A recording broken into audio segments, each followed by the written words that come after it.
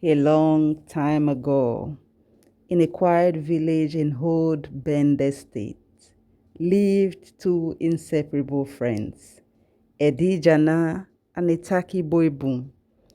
They had been friends from childhood, sharing secrets, laughter, and dreams. They did everything together, so much so that visitors often mistook them for sisters. As fate would have it, the two friends married on the same day. Even more astonishing, they married two best friends, Oshuko and Tega. The village rejoiced at the double celebration, convinced that happiness will forever dwell in their homes. But as the years passed, joy slowly turned into silent sorrow. Neither Edijana nor Etakibuebu bore children for their husbands. Whispers began to follow them, and mockery replaced sympathy. Troubled and desperate, the women decided to seek the help of a renowned seer and healer who lived in a neighboring village. They discussed their plans with their husbands, who agreed. Early the next morning, the two women set out on their journey. On arrival, a young boy led them to the wise man's hut. The old man sat calmly in front of his dwelling, his eyes heavy with wisdom. He welcomed them and listened patiently as they poured out their hearts. When they finished, the wise man spoke softly. Nothing is impossible with God. What you seek can be granted, but there is a condition. Condition? They chorused anxiously.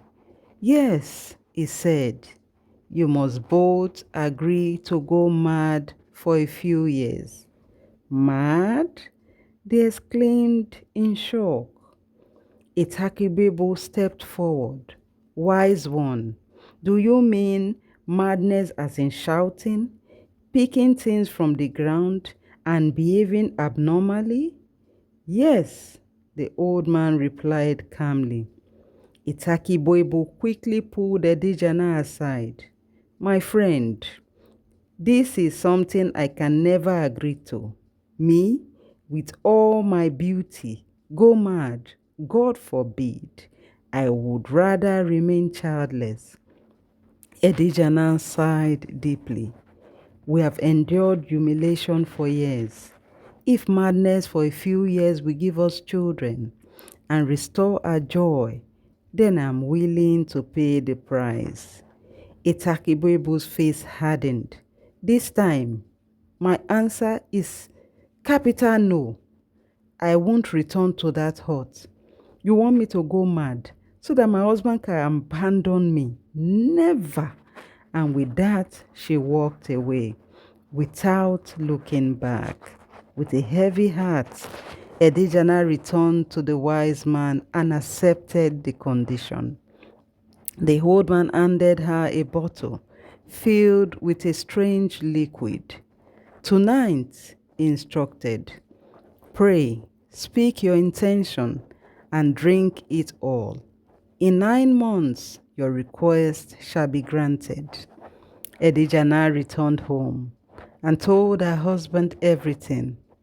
Oshoko was deeply moved. My wife, he said, holding her hands, I bless the day I met you. Your sacrifice proves your love. I vow never to leave you. I will stand by you always. That night, Edijana prayed and drank the concoction.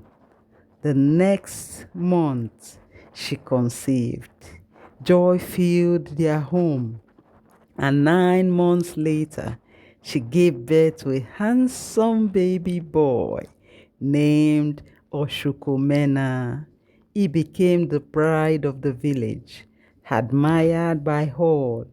Even Etakibuebu, came to visit, carrying gifts but hiding her pain behind smiles. Years passed, and Ochukwumena grew strong and healthy. Yet, Edijana noticed something troubling. There was no madness. On the boy's fifth birthday, Edijana voiced her concern to her husband. With his consent, she returned to the wise man, this time accompanied by her son. After listening to her, the old man laughed. "My daughter," he said, "you have already experienced the madness, and you will continue to experience it until this child becomes an adult." Edijana stared in confusion. How? When? The old man smiled. The madness began with labor pain, then sleepless nights, singing and dancing at odd hours to stop his cries, picking things he throws on the ground, running up and down when he falls ill. This is the madness of motherhood. Edijana stood speechless, then relieved. She returned home and shared the revelation with her husband and Etakibuebu. Ochukwu rejoiced, but Etakibuebu broke down in regret. "Oh, how I wish I had not let selfishness blind me," she cried. "Today, I would have been carrying my own bundle of joy." The moral of the story is sometimes the blessings we desire come with a price, not the kind we imagine, but one that demands sacrifice, love, and selflessness. Thank you for listening. Bye for now.